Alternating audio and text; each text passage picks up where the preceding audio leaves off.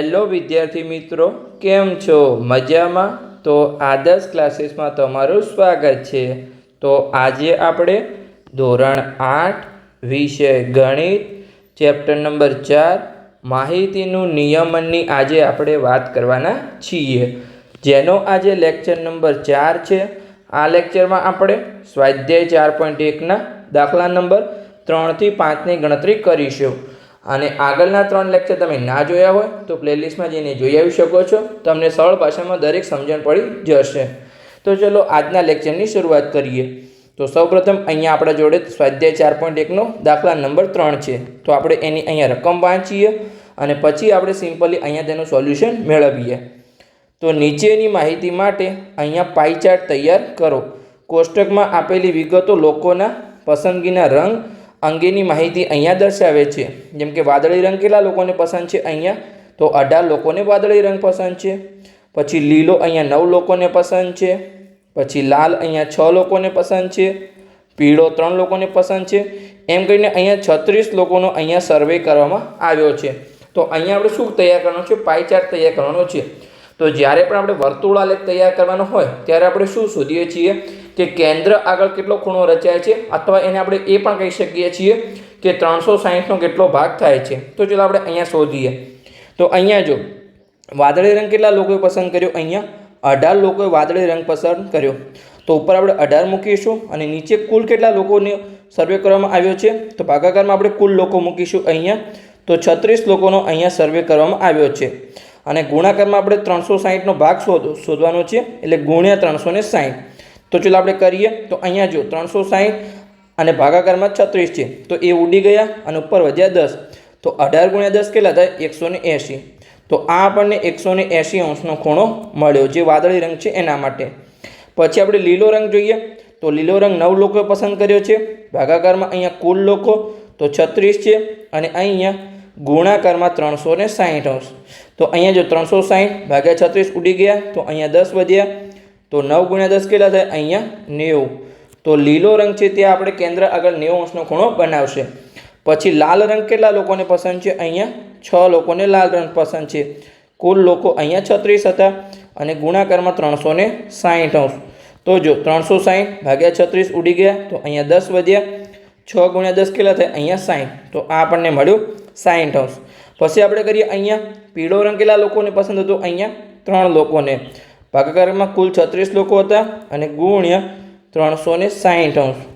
તો 36 અને 360 ઉડી ગયા, તો અહીંયા 10 વધ્યા. 3 ગુણ્યા 10 કેટલા થાય? અહીંયા 30. તો આપણે પીળા રંગ માટે અહીંયા 30 અંશનો ખૂણો દોરવાનો છે. ઓકે, આઈડિયા આવી ગયો. તો કેન્દ્ર આગળ આપણે દરેક જે રંગ હતા એના માટે ખૂણા આપણે શોધી લીધા. જેમ કે વાદળી રંગ માટે આપણે 180 અંશનો ખૂણો દોરવો પડશે.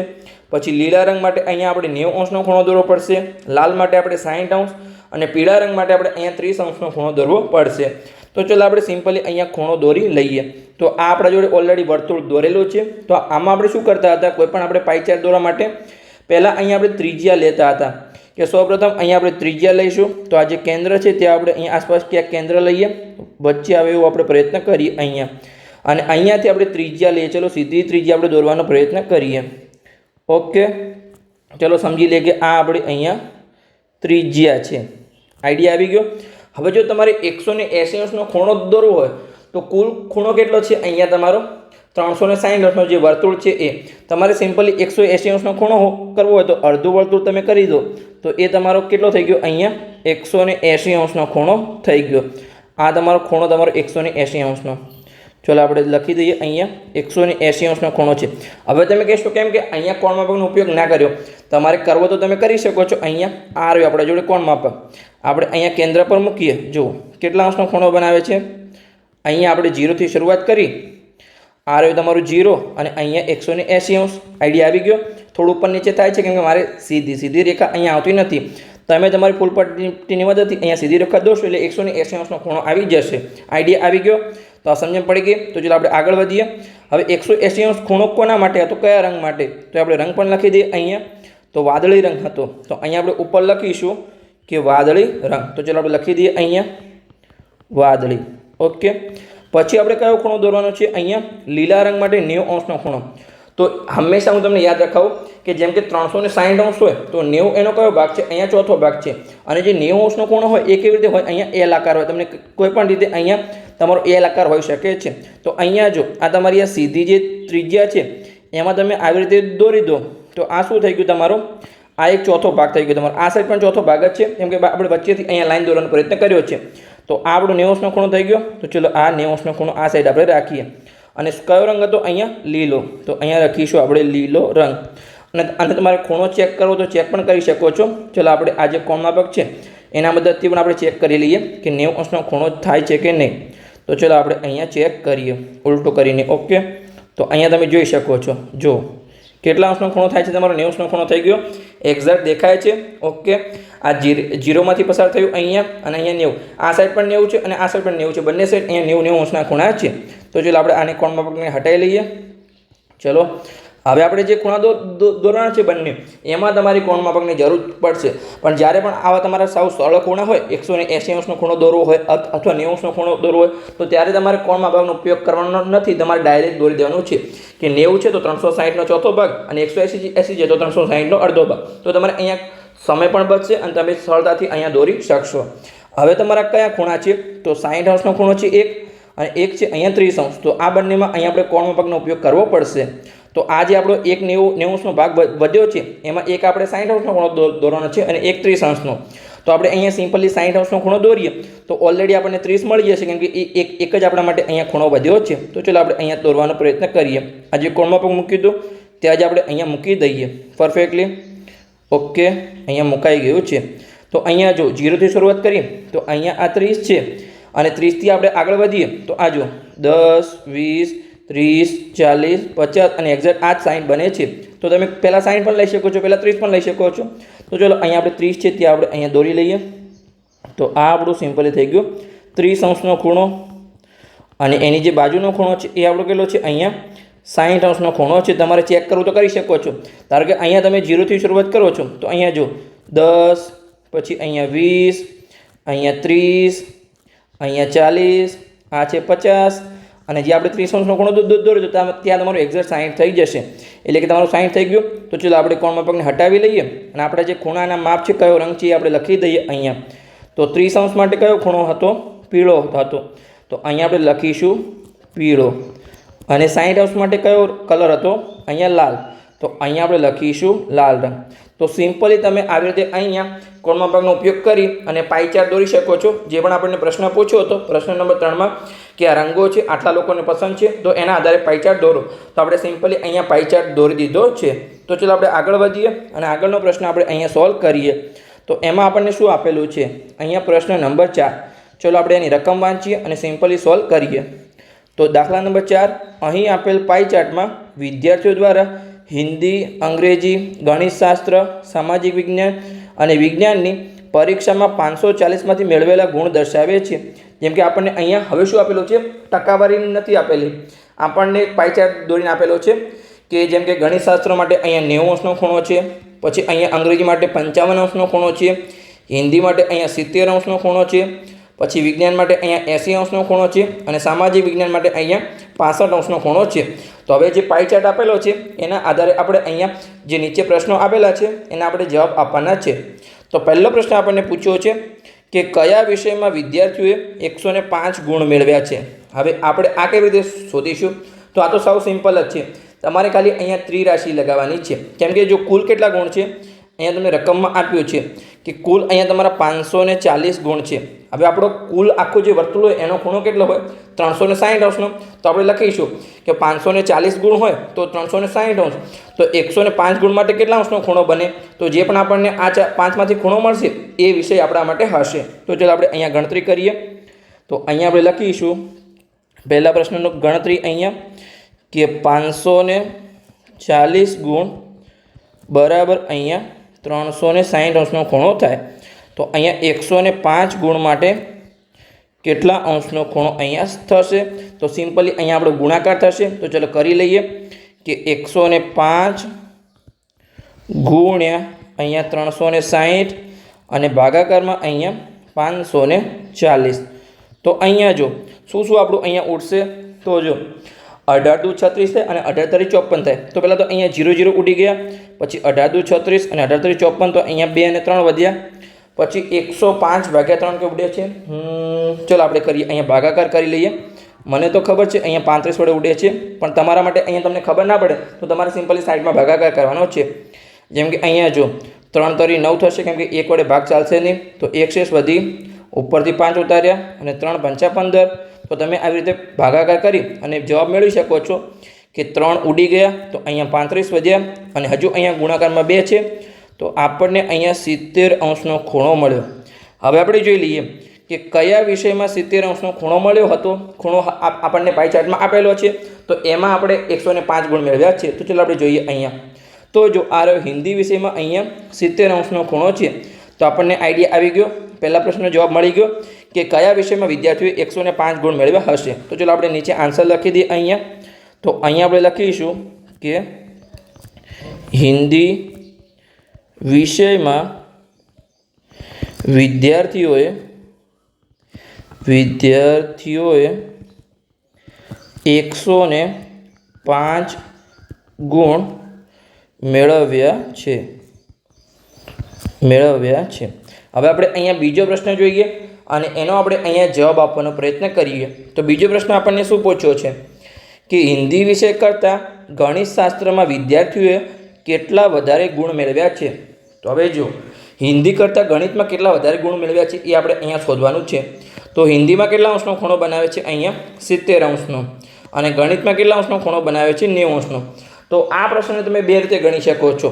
જેમ કે હમણાં આપણે જો હિન્દી વિષયના આપણને ગુણ મળી ગયા છે 105 ગુણ આપણે હમણાં જ શોધ્યા, અને તમે ગણિતના ગુણ અલગ શોધી અને ગણિતમાંથી હિન્દીના ગુણ બાદ કરી શકો છો. અને બીજી રીત એ પણ છે કે પહેલાં તમે જે ગણિતમાં 90° ખૂણો બનાવે છે એમાંથી હિન્દીનો 70° ખૂણો બાદ કરી દો, તો તમને કેટલા અંશનો ખૂણો મળ્યો? તફાવત 20° તફાવત મળ્યો. તો એના માટે ગુણ શોધી લો તો એ તમને આઈડિયા આવી જશે કે હિન્દીમાં અહીંયા ગણિતમાં હિન્દી કરતાં કેટલા વધારે અહીંયા ગુણ આવેલા છે. તો આપણે અહીંયા તફાવત લઈ અને શોધીએ. તમે અલગ અલગ શોધી શકો છો, કેમ કે અહીંયા તમને હિન્દીના ગુણ મળી ગયા છે એટલા માટે. ન તો બંનેના શોધો અને લાંબી ગણતરી થઈ જાય, પણ પહેલા પ્રશ્નમાં તમને અહીંયા હિન્દીના ગુણ મળી ગયા છે એટલે તમે એ રીતે તમારી જાતે કરજો અને હું તમને અહીંયા તફાવત લઈને કરાવું છું. તો ચલો આપણે કરીએ અહીંયા. તો અહીંયા પ્રશ્ન નંબર 2નો જવાબ. તો અહીંયા આપણે તફાવત લઈશું કે ગણિત અને હિન્દી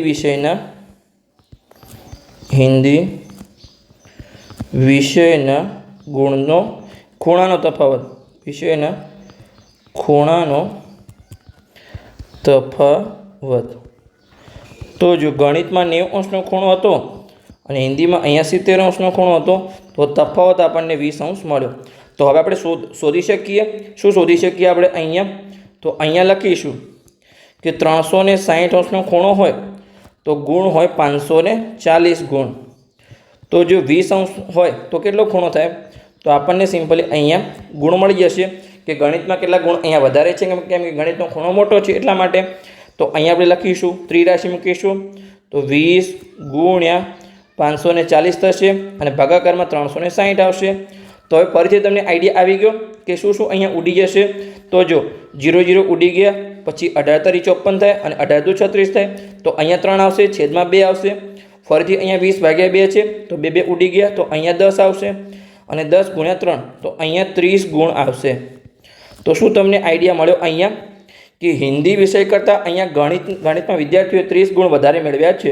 તો અહીંયા આપણે લખીશું કે હિન્દી વિષય કરતાં ગણિતશાસ્ત્રમાં વિદ્યાર્થીઓએ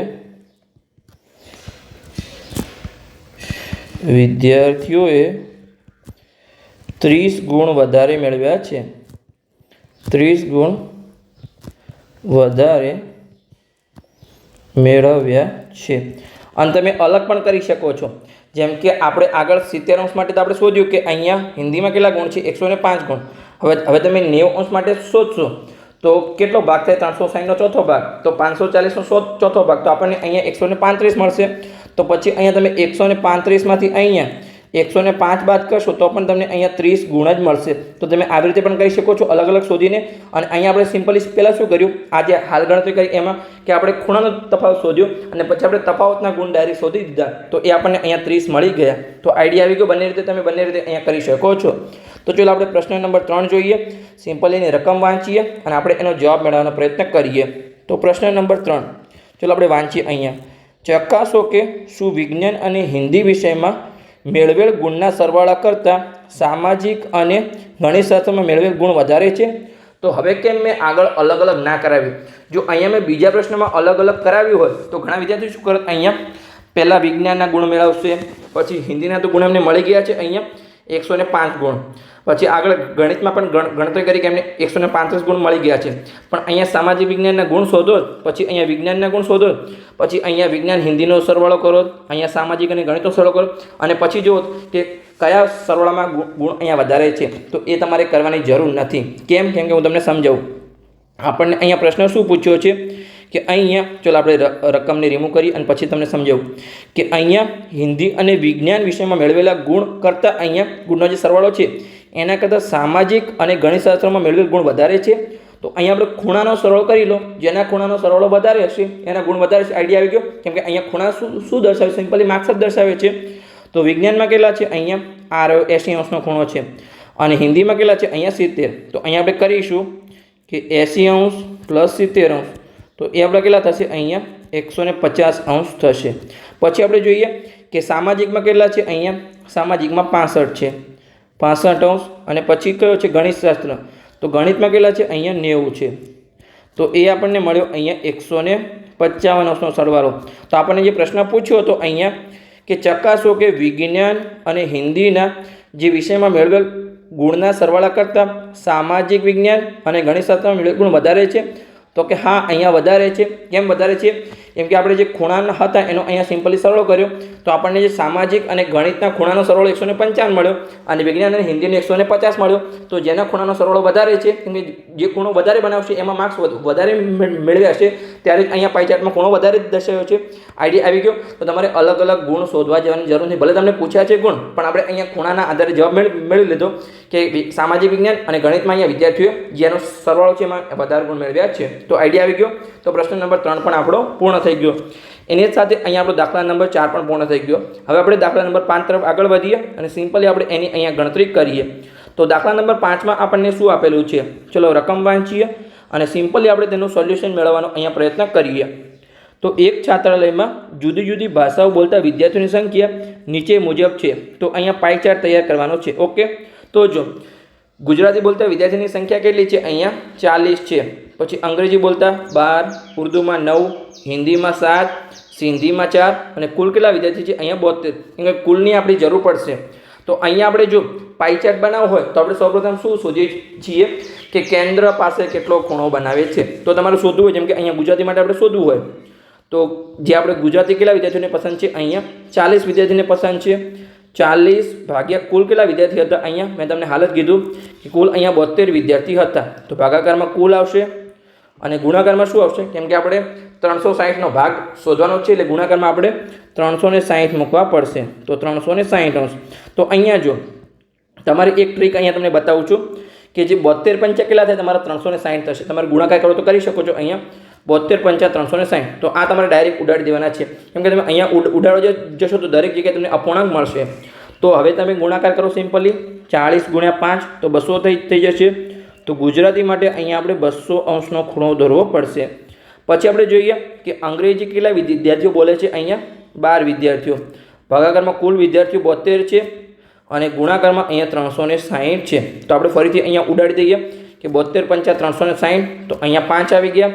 હવે 12 પંચા કેટલા થાય? 60. તો અહીંયા 60°નો ખૂણો બનશે અંગ્રેજી વિષય માટે.